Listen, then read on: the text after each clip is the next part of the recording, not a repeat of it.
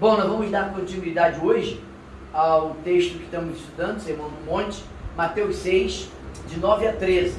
E eu quero fazer um pequeno resumo do que nós já vimos sobre a oração do Pai Nosso e darmos continuidade hoje, tá bom? Vamos ler o texto? Mateus 6, de 9 a 13, eu quero a sua ajuda. Portanto, vós orareis assim: Pai nosso que estás nos céus, santificado seja o teu nome, venha o teu reino, faça-se a tua vontade, assim na terra como no céu. Outro irmão pode ler? O pão nosso de cada dia dá-nos hoje e perdoa-nos as nossas dívidas, assim como nós perdoamos, como temos perdoado aos nossos devedores. Ótimo. E não nos deixe cair em tentação, mas livra-nos do mal. Pois teu é o reino, o poder e a glória para sempre. Amém. Amém. Ok, só até aí, versículo 13. Relembrando o que nós já vimos no nosso último encontro. Esse fato aqui é importante. Alguns pais da igreja, antigos, eles dizem que esse é um dos textos mais extraordinários da Bíblia. Então, não é apenas porque é a oração que Jesus ensinou como modelo, mas pelo contexto em que ela está inserida. Ela está inserida dentro do Sermão do Monte, que é um dos textos principais e da base alicerce à fé cristã. Lembrando que o Sermão do Monte não deve ser ensinado a uma pessoa que não nasceu de novo. O Sermão do Monte foi escrito para quem nasceu de novo. A pessoa que não nasceu de novo, ela não vai conseguir compreender a dinâmica, a dimensão, a profundidade desse texto, ok? A economia de palavras que Jesus mostra nessa oração, ela mostra o quanto ele foi objetivo nessa oração modelo. E a gente aprendeu que essa oração tem adoração e petição. Ela pode ser distribuída em duas partes, dividida em duas partes. Essa oração chamada oração do Pai Nosso, ela tem adoração, e primeiro ele vai glorificar a Deus, exaltar a Deus, depois ele vai falar das nossas necessidades. Nós vimos isso no último encontro. E nós apontamos para essa questão de que Jesus faz questão de se dirigir a Deus como Pai, porque nós somos filhos, e ele se coloca como filho. Então ele está ensinando para nós como devemos nos dirigir a Deus, com reverência, com adoração. Podemos pedir, mas nós temos que ter um relacionamento de pai para filho, essa intimidade que ele demonstra. E nós falamos sobre a adoção, falamos sobre justificação, perdão e adoção. Romanos vai abordar essas três facetas da salvação, da doutrina da salvação. Justificado pode ir, perdoado pode vir, e adotado senta à mesa para comer junto com o Pai. É graça de Deus para nós. E Romanos vai apontar para esse detalhe que é muito importante sobre a graça de Deus. Então eu preparei um pequeno resumo do que nós já vimos, para então a partir daqui darmos continuidade, porque alguns não estavam aqui quando abordamos esse tema, quando começamos, ok? O que aprendemos? Primeiro, Deus é nosso Pai e é um Pai amoroso. Jesus começa: Pai nosso que estás nos céus, santificado seja o teu nome. Segunda coisa que nós aprendemos: Deus tem o seu reino que está sendo implantado em nós e através de nós. Hoje nós vamos falar um pouco sobre a questão do reino. É importante. Vamos falar sobre a santificado seja o seu nome, que é a adoração que nós devemos a Deus. E o que Jesus tinha em mente quando ele usa santificado seja o teu nome, essa frase, e venha o teu reino. Hoje eu quero me prender só a essas duas frases, tá bom? Deus supre as nossas necessidades. Nós aprendemos isso na oração do Pai Nosso. Ele vai fazer três petições que tem a ver com as nossas necessidades. O pão nosso de cada dia, versículo 11, perdoa nossas dívidas e livrar-nos do maligno, porque livra-nos do mal aqui é livrar do maligno, da tentação e de Satanás. Nossas necessidades, nós aprendemos que são as necessidades físicas, mentais e espirituais. o pão aí não é só o pão que a gente vai comer daqui a pouco aqui no nosso intervalo, mas o pão são as necessidades gerais da nossa vida. Se você olhar o texto, nós vamos continuar estudando, a partir do versículo 24, 25, Jesus vai falar de 3 necessidades que nós temos: comida, bebida e alimento. Ele diz que isso não vai faltar.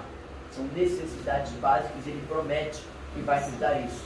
Por isso, ele termina dizendo: basta cada dia o seu próprio mal. Eu preciso pedir o pão nosso de cada dia, está associado a essa ideia de basta cada dia o seu mal. Eu vivo hoje, me alimento hoje, porque eu creio que amanhã Deus fará a provisão necessária. Eu não preciso me preocupar com esse amanhã, no sentido de ficar ansioso, desestabilizado. Não é que eu sou proibido de fazer provisão para amanhã, é necessário fazer isso, né? Quem tem comida em casa sabe que você não compra 100 gramas de arroz, você compra pelo menos 1 quilo de arroz. Você mora sozinho, 1 quilo de arroz dura bastante tempo, né? Então, você faz provisão para os dias. Não é errado isso. Errado, Jesus está condenando, é a preocupação da ansiedade que provoca ataque cardíaco, a gente fica desestabilizado, fica transpirando mais do que devia, a gente fica ansioso, perde o sono, a gente fica todo desestabilizado porque deixou de confiar. Toda vez que eu caminho para o lado da ansiedade e da preocupação, eu estou confiando na pessoa errada. Quando a gente confia em Deus, nosso coração descansa. Salmo 37. Aprendemos que Deus nos oferece perdão, mesmo que não mereçamos e não merecemos. Lembre-se disso, eu e você não merecíamos o que Jesus fez por nós, mas Ele fez porque nos ama. E nós temos que entender isso. Não é por mérito. A salvação não é mérito, é graça de Deus para mim e para você. Nós aprendemos que esse perdão, ele precisa estar atrelado à maneira como eu vou me comportar. Deus vai me perdoar à medida que eu estou disposto a perdoar o meu próximo, o meu irmão.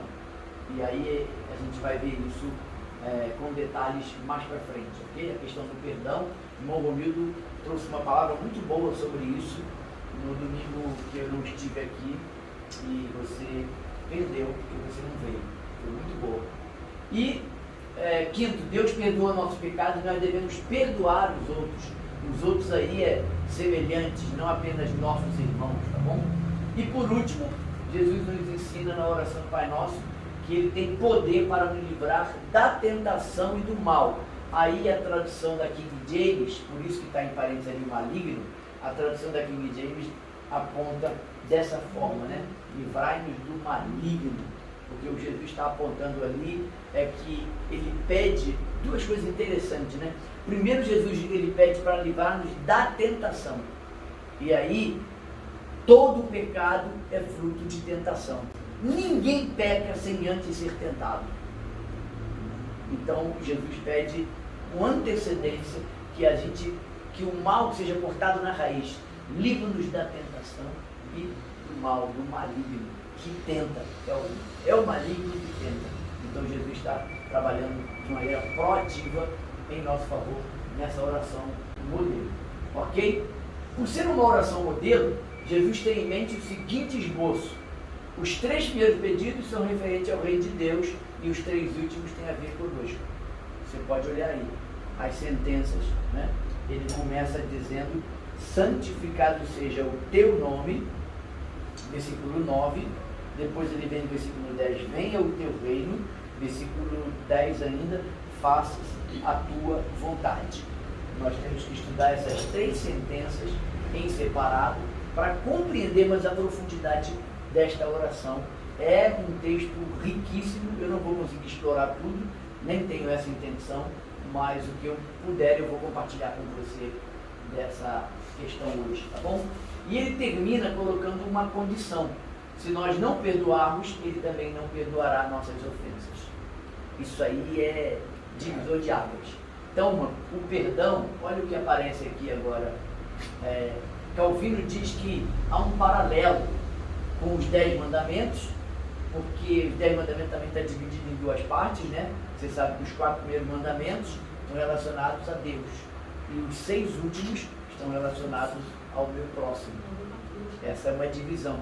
Por isso que Jesus, quando foi confrontado lá em Mateus 23, vamos dar uma olhadinha nesse texto, já tem tempo que a gente não olha ele. Mateus 23, a partir do 34, vou esperar você achar, então vamos ler Mateus 22, Mateus 22, de 34 a 40. Vladimir, pode ler o texto todo para nós? Mateus 22, 34 a 40. Entretanto, os fariseus, sabendo que ele fizera calar os saduceus, reuniram-se em conselho. E um deles, intérprete da lei, experimentando, lhe perguntou: Mestre, qual é o grande mandamento da lei, na lei? Respondeu-lhe Jesus: Amarás o Senhor teu Deus de todo o teu coração, de toda a tua alma e de todo o teu entendimento. Este é o grande primeiro mandamento. O segundo, semelhante a este, é: amarás o teu próximo como a ti mesmo. Destes 2 mandamentos dependem toda a lei e os profetas. Como Jesus é o mestre dos mestres, e aqui está uma prova clara disso, ele pega os 10 mandamentos e resume em 2. Amar a Deus sobre todas as coisas e o próximo como a ti mesmo. E ele não é primeiro e segundo. Na nossa linguagem, no nosso português, a gente entende primeiro e segundo. Não. Jesus está dizendo é primeiro e segundo. A ideia de esse é tão importante quanto esse. Estão no mesmo nível.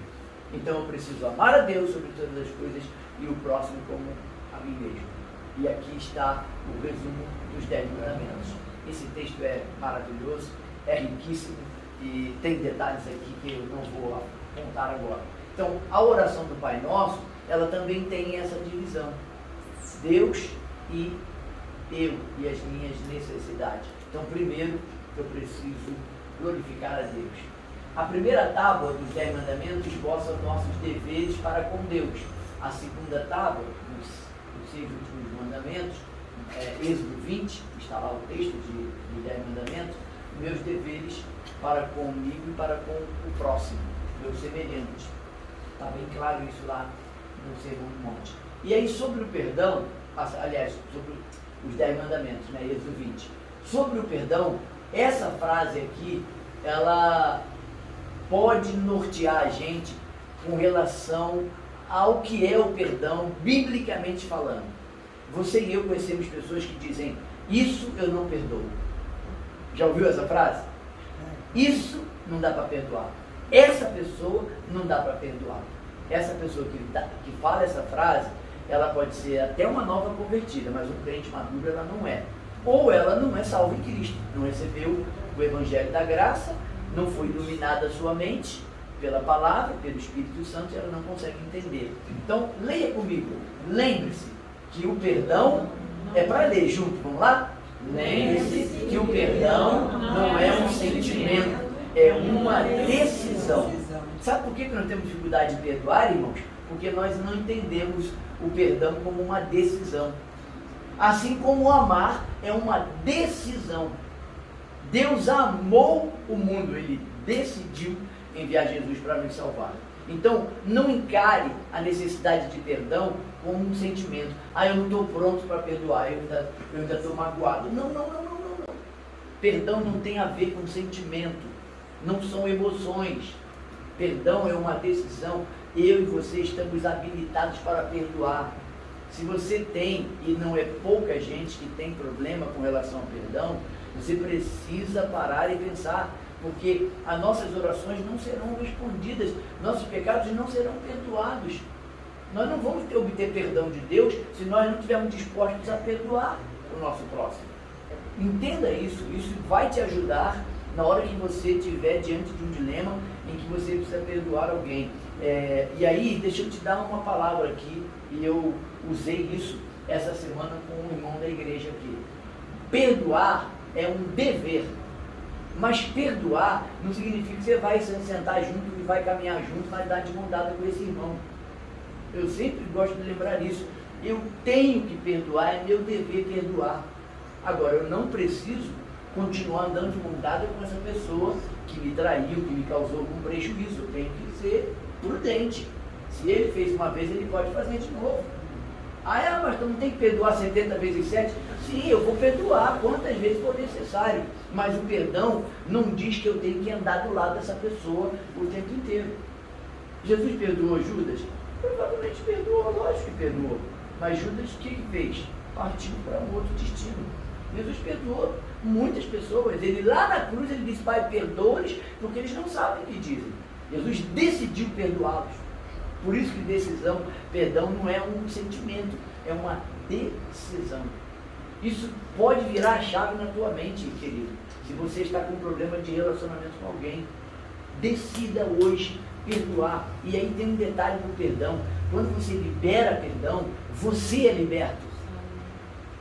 Sai um peso das suas costas. O evento que me marca, eu tenho alguns eventos no meu ministério que me marcam sobre o perdão. Cartas anônimas que eu recebi quando eu pastoreava lá em Unamar, e no seminário o pastor ensinando a gente sobre ética, ele falou: se algum dia você receber uma carta anônima, e ele brincou, você vai receber, você tem que adotar o seguinte sistema com carta anônima. Carta anônima, você lê, rasga, de preferência queima e joga fora, porque o caluniador vai ser frustrado no objetivo dele. Porque o que o caluniador quer com a carta anônima? Antigamente fazia a carta anônima, agora não se faz, né? Ele quer difamar ou trazer um fermento para dentro da igreja. Então, se o pastor vai para o público e fala: olha, eu recebi uma carta anônima, e eu estou preocupado, eu quero descobrir quem foi, aí chama o diácono, bota o diácono para investigar, aí fica 1 ano, 2 anos fazendo uma pesquisa, aí o pastor olha para ele, acho que foi o Vladimir, não, acho que foi o Barbudo, não, acho que foi a Luana, e acho que foi. O pastor fica desconfiado de todo mundo, o ministério dele afunda, não anda, estagna. Então, quando eu recebi a primeira carta anônima, a fisionomia daquele pastor veio para mim, professor, e eu rasguei, queimei, joguei no lixo. Eu não falei com ninguém, só com o Wanda. Veio a segunda, porque a pessoa não ficou satisfeita. Não deu certo na primeira. A segunda veio datilografada. A primeira veio em letra de fogo. Letra de fogo, não dá para saber, né? A segunda veio pior, porque veio datilografada. Antigamente a máquina de escrever. Também fizeram o mesmo destino. E aí, o que aconteceu? O caluniador, o difamador, viu que não ia dar certo, me abandonou. Eu saí vitorioso.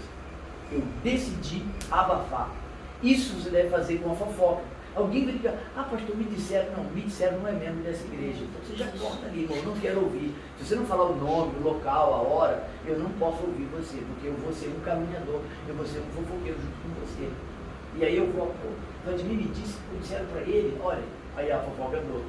Aí o fofoqueiro, o maledicente, conseguiu. Só quem nasceu de novo tem condições de decidir e perdoar qualquer pessoa.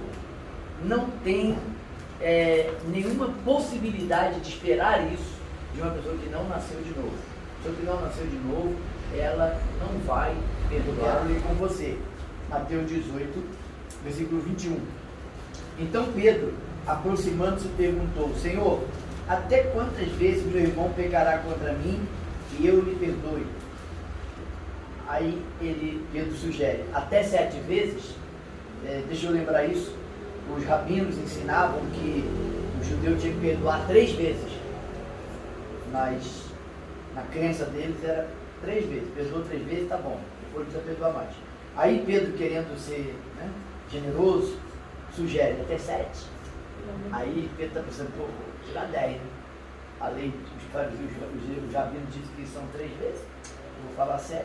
Mais que o dobro, né? Excelente. O abundante no perdão. Aí eu fui pensando, eles olhando para Pedro, dando um sorrisinho, né? Aquele sorrisinho de canto. Aí Jesus responde: Pedro, não te digo que até 7 vezes, respondeu Jesus: não te digo que até 7 vezes, mas até 70 vezes 7. Por isso, o reino dos céus é semelhante a um rei que resolveu ajustar contas com seu servo, e passando a fazê-lo, trouxeram-lhe um que lhe devia 10.000 talentos. Não tendo ele, porém, com que pagar, ordenou o Senhor que fosse vendido ele, a mulher, os filhos e tudo quanto possuía, e que a dívida fosse paga. Então o servo, prostrando-se reverente, rogou: "Sê paciente comigo e tudo te pagarei." Era uma dívida impagável, tá? E o senhor daquele servo, compadecendo-se, mandou-o embora e perdoou-lhe a dívida. Saindo, porém, aquele servo, encontrou um dos seus conservos que lhe devia 100 denários, e agarrando-o, o sufocava, dizendo: "Paga-me o que deves." Então o seu conservo, caindo-lhe aos pés, lhe implorava: "Sê paciente comigo e te pagarei." Ele, entretanto, não quis, antes, indo-se, o lançou na prisão até que saudasse a dívida. Vendo os seus companheiros o que se havia passado, entristeceram-lhe muito e foram relatar ao seu senhor tudo o que acontecera. Então o seu senhor, chamando, lhe disse: "Servo malvado, perdoei-te aquela dívida toda. Por que me suplicaste? Não devias tu igualmente compadecer-te do teu conservo, como também eu me compadeci de ti?" Indignando-se, o seu senhor o entregou aos verdugos até que lhe pagassem toda a dívida. Assim também meu Pai celeste vos fará, se do íntimo não perdoardes cada um a seu irmão. É uma parábola, mas é algo muito claro que a gente está vendo aqui no texto. E aí eu quero só observar os detalhes, se a gente for fazer uma conta aproximada, o que o primeiro homem devia, e por isso que era impagável, seria em torno de 10 mil talentos, trazendo para o dia de hoje, seriam 3.400 quilos de prata, ou ouro. É o talento, é para pesar essas coisas. Mas se pesava prata e ouro com isso, né? Então imaginemos o valor disso. É inestimável. Você sabe quanto está a grama do ouro? 306. 306 reais ou grama. Então depois você faz uma conta aí. Era impagável. Dava 105 bi na minha conta que eu fiz. 5 bi? 105 bi. O irmão fez a conta através do ouro. Tá, essa era a dívida. Impagável. Impagável. De uma pessoa. Não tem como pagar isso. Ele ia morrer na prisão e não ia conseguir pagar. Por mais que ele juntasse dinheiro. E aí o segundo devia quanto a esse cara que devia uma dívida impagável? Ele devia 100 denários, que é aproximadamente 400 gramas. Dá até para pagar, com muito sacrifício. Dá para pagar. Não é fácil pagar não, mas essa é mais mensurável.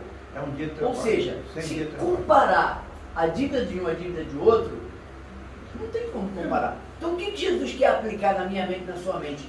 O que nós fizemos, o que nossos pecados fizeram, trouxeram de prejuízo, e o preço que Jesus pagou por nós, ninguém poderia fazer. Porque não tinha como. Era o justo morrendo pelos injustos.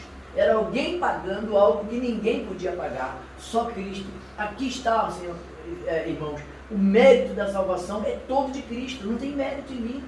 Eu não tinha condições de me desvencilhar dos meus pecados sozinho. Homem nenhum consegue, por mais que queira, cumprir esse protocolo de auto-perdoar. Não existe o auto-perdão.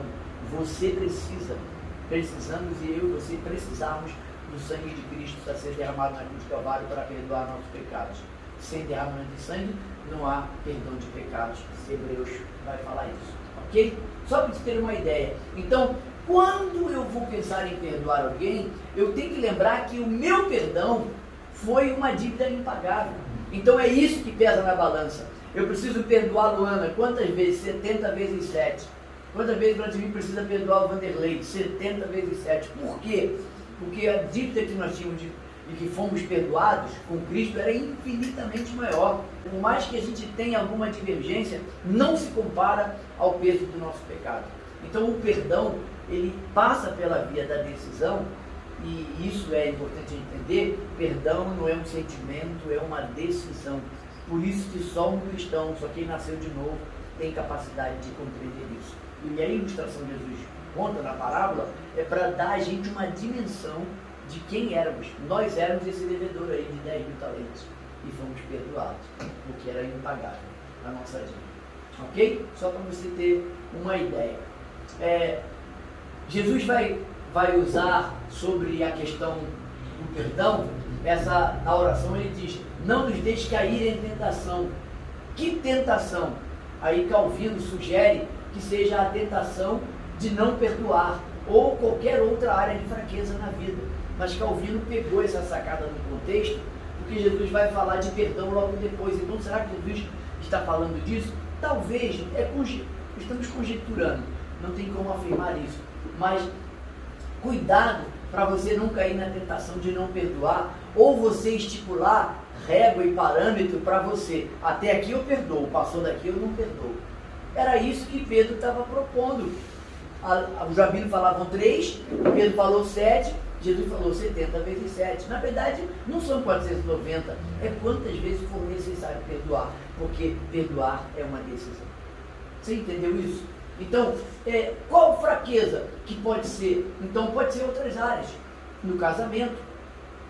Irmãos, se você entrar no casamento, você precisa entender que você vai ter que lidar com o perdão quase que diariamente. Porque você vai errar. E seu cônjuge vai errar. Às vezes é até proposital, né? Pecado proposital. Às vezes não é proposital. Às vezes erra. Então tem que estar pronto para perdoar. A disposição para perdoar e a decisão de perdoar tem que estar pronta no casamento, porque não haverá casamento sem perdão. Tem tentação na sua boca? Às vezes você pode estar sendo tentado porque fala demais. Irmãos, eu, Vladimir, os sanguíneos, nós pecamos muito por falar. Nós falamos demais. Nós damos conselho a quem não pediu, nós damos pitaco onde não fomos chamados. Como eu já errei com isso. Eu vejo alguém fazendo uma coisa errada, eu quero lá ensinar o cara não pediu ajuda. Não tem que ajudar quem não te pediu ajuda, irmão. Tu pode tomar um tiro, um tapa na cara, você pode ser ofendido. O provérbio diz que se você for se meter na briga dos outros, é igual pegar cachorro pela orelha. Você vai ser mordido. Então você não pode meter a colher onde não foi chamado. Se alguém chamar, aí você vai orar e vai avaliar, devo entrar nisso ou não. Essa semana eu tentei ajudar uma pessoa e minha conclusão é que eu me precipitei. Não deveria ter jantado. Não tem nada a ver, não é minha alçada, o problema já está muito longe de ser resolvido, e não é minha ovelha, é de outra igreja, tem pastor, são pessoas um pouco mais velhas que eu, não vão me ouvir, então eu gastei tempo, perdi o tempo da minha vida, não deveria ter feito, mas é o coração de pastor, né? O coração de pastor é grande, é coração de mãe. Outra área, em seus olhos, tem tentação nos seus olhos? Como é que faz com a tentação dos olhos? Vai arrancar o olho? Jesus fala, se o olho tiver pecado, arranca o olho. Nós já ajudamos esse texto. Não é arrancar o olho, foge dali, irmão. Foge do pecado. Foi isso que José fez quando a mulher de Potifar tentou segurá-lo. E a Bíblia diz lá, em Gênesis 37, que ela fez isso vários dias. Não foi uma coincidência de um diazinho que você cruzou e ela não aguentei. Não, a mulher ficou no pé dele vários dias. Sabe lá quantos dias? Ele não, até que ela arrumou aquela cilada, ele saiu, lavou a capa e foi embora. Decidiu não pecar contra Deus. O texto deixa claro, José fugiu porque ele temia a Deus. Então, como estão os seus olhos? Tem que fugir? Sai de perto. O controle da televisão não funciona sozinho. A televisão não liga sozinha. Tem um controle, ou uma tomada, ou um botão. Alguém tem que acionar. Aí o canal está lá, não, esse canal não é para mim, o Espírito Santo vai falar, é você que decide sair ou não. Os meus olhos são as janelas, Jesus vai falar aqui em Mateus 6, né? Janelas, se seus olhos forem bons, todo o seu corpo será bom. Santidade dos olhos. Né? Na sua mente, hoje, mais do que nunca, nossa mente é bombardeada com todo tipo de imagem, de voz, de cor, de movimento, né? É uma loucura. Abrir jornal esses dias na internet é a pior coisa que existe. Evita, porque o que tem de mulher nua praticamente nas manchetes dos jornais de internet é um negócio de louco. Eu não creio que você consiga olhar e não pecar, né? Então, então é melhor não olhar. É melhor não olhar. Porque se olhar, a mente vai trabalhar imediato, é gatilho. Então tem que fugir. Fugir, foi o que José fez, é o que eu e você devemos fazer. Fugir, e é fugir mesmo, sem olhar para trás. Fala, brasileiro. Na Bíblia Online, acredita esse texto, né? Na A Bíblia online? Bíblia online, é. Misericórdia. Negócio de... Que isso? A Bíblia online, olha. Bíblia online. Bagou, né? Agora não aparece em qualquer lugar. Lembra disso? Essa frase não é minha. Todo pecado é fruto de tentação. De quem é essa frase? John Owen. Um dos melhores livros que eu já li, A Mortificação do Pecado. É livro para reler. A Mortificação do Pecado. Que livro fantástico. John Owen, um puritano do século XVI, um homem com uma mente privilegiada. Recomendo a leitura do livro, tá bom? Todo pecado é fruto de tentação. Ninguém vai pecar sem antes ser tentado, irmão. José, quando foge da mulher de Potifar, ele está fugindo da tentação. E o que motivou, a alavanca que motivou José a fugir da mulher de Potifar foi o temor a Deus. E esse temor a Deus está ligado à primeira frase da oração de Jesus, onde eu quero chegar hoje, não sei se vai dar tempo. Santificado seja o teu nome. E é o que mais está esfriando hoje. José tinha uma aliança de santidade com Deus. Foi só por isso que ele largou Potifar. E eu imagino que Potifar não era uma mulher feia, não era um dragão não. Não era não. Para ele sair correndo, a mulher devia ser muito bonita. E a tentação não é feia, né? Já viu a tentação de apresentar com cara feia? Você vai olhar para alguém feio? Nem olha para coisa feia. Roupa feia na vitrine. O que você faz? Você vira as costas para roupa feia. E esse aí, meu Deus, essa mulher vestiu rosa com amarelo. Tem gente que... Outra coisa a considerar é a idade dele, né? A idade dele, jovem, garotão, puro suco ali, a idade que ele estava. Ele fugiu, ele temia Deus. Só isso, irmão. É só isso, não tem outra razão. José não é, a história de José não é para exaltar José, a história de José é para exaltar Deus. Gênesis tem essa ênfase. Não é para exaltar Abraão, Jacó, Isaac, José, não.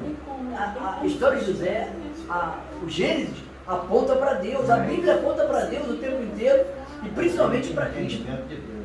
É maravilhoso isso, vale a pena.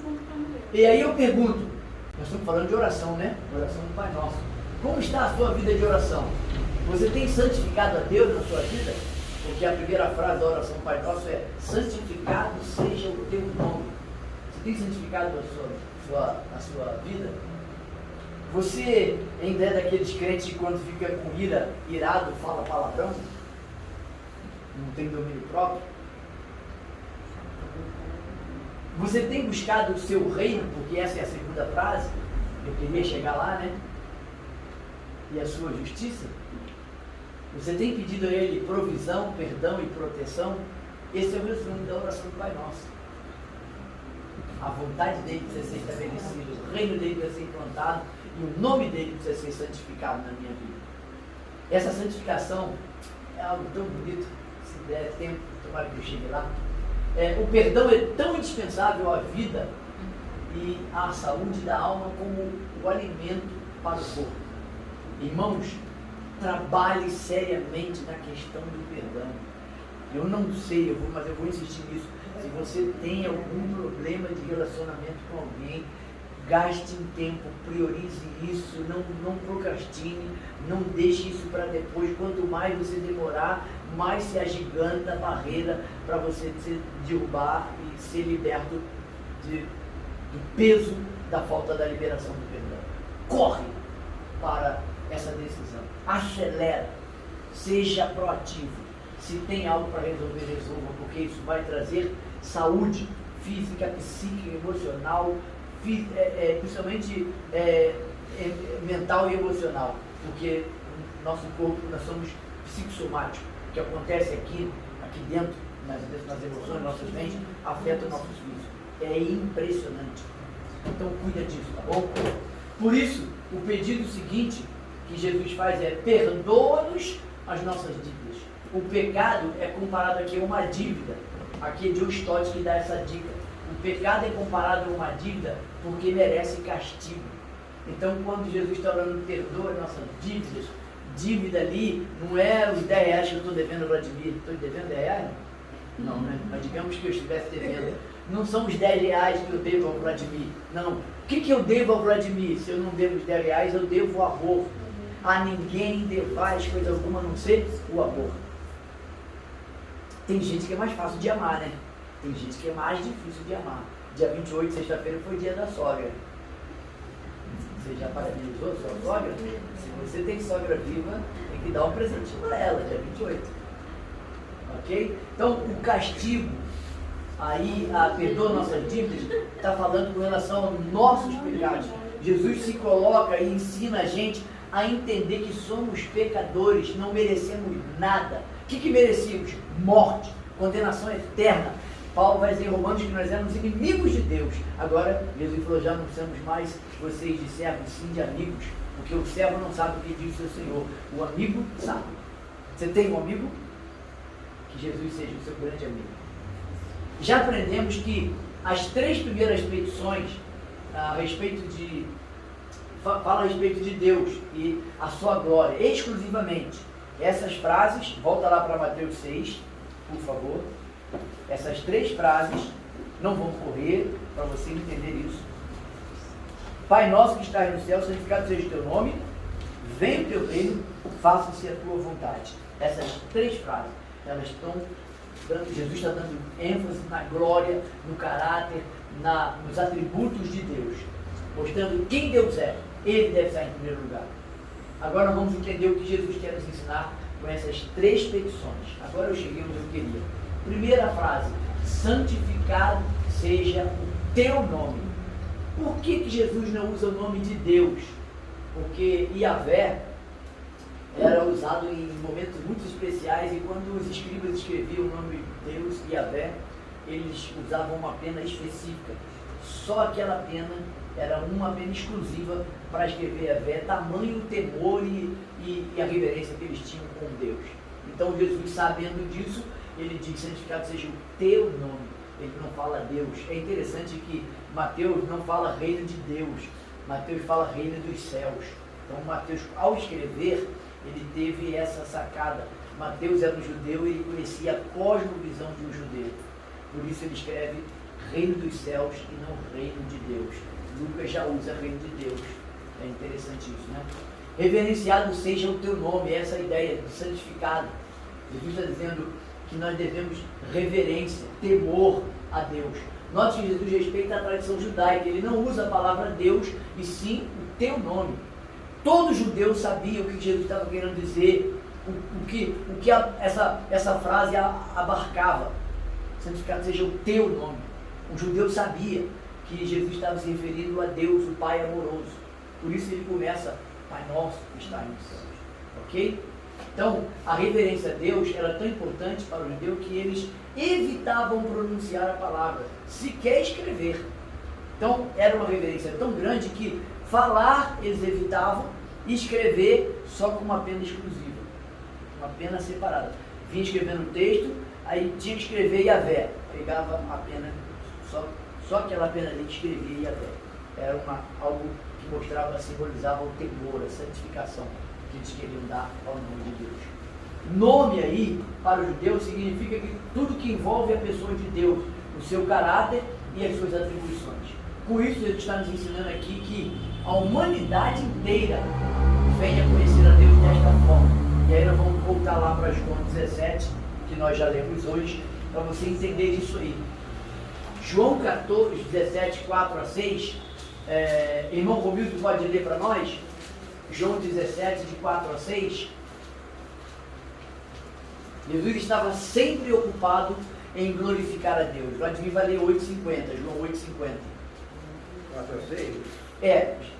João 17, de 4 a 6. Pode ler. Eu te glorifiquei na terra, consumando a obra que me confiaste para fazer. E agora glorifica-me, ó Pai, contigo mesmo, com a glória que eu tive junto de ti antes que houvesse mundo.